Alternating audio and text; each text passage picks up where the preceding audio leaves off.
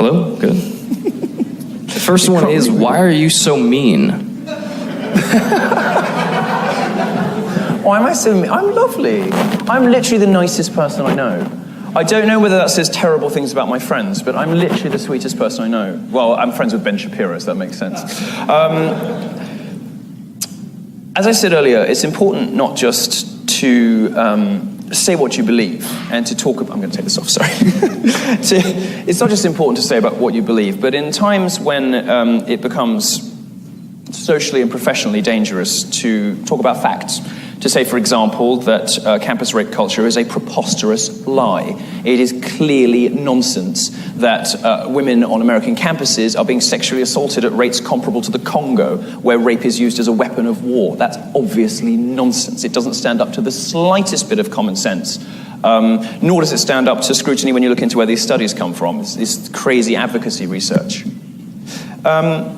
When you live in a world where it's dangerous to say, actually, do you know what? No serious economist takes the wage gap seriously. Women aren't paid differently for the same work as men. You need to revisit the dictionary and learn the difference between wages and earnings. When it becomes dangerous and difficult to say those things, because the media consensus and the academic consensus is so completely all in on these fictions, on these progressive memes that simply aren't true, it becomes difficult to speak out, and people feel very worried about losing friends. People feel worried about losing their jobs in some cases. And I think it takes polemicists, it takes people who are prepared to blow open the fire doors to start those discussions in the first place, to even raise the subject at all. If I'm occasionally mean, it's normally because they deserve it, because you are being lied to.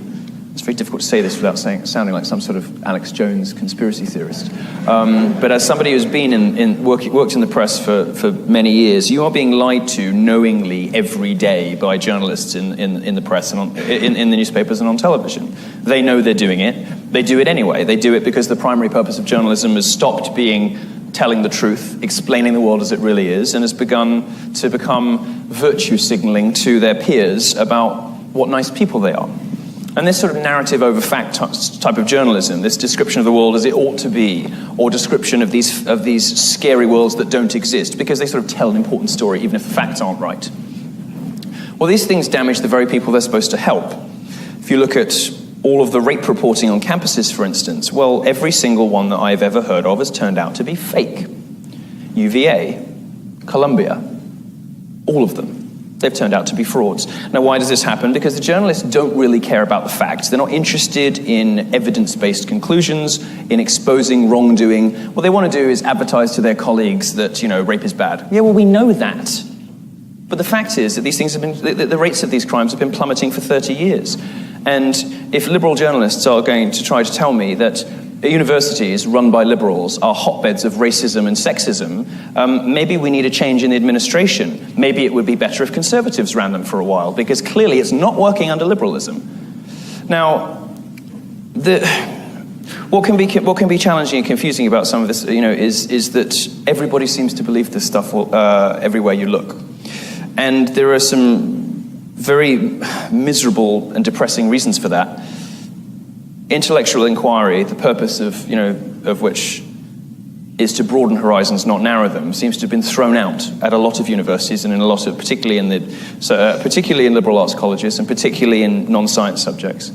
And journalists who were never told no at college, never told, that's not what the facts say, now, these students have graduated and become journalists. They're in their 30s. They're still bitter and angry about it, but they're describing a world that doesn't exist.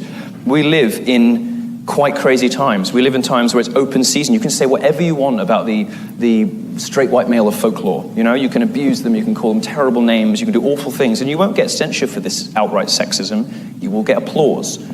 In those circumstances, I think being mean is the least that I could be doing. You good? Ready for the next one? I just want to say... Sorry, I just go. The question was, are you mean? And I was, you did treat me to Taco Bell today. That's not very mean. I did. I took you to Taco Bell. Okay, so next one.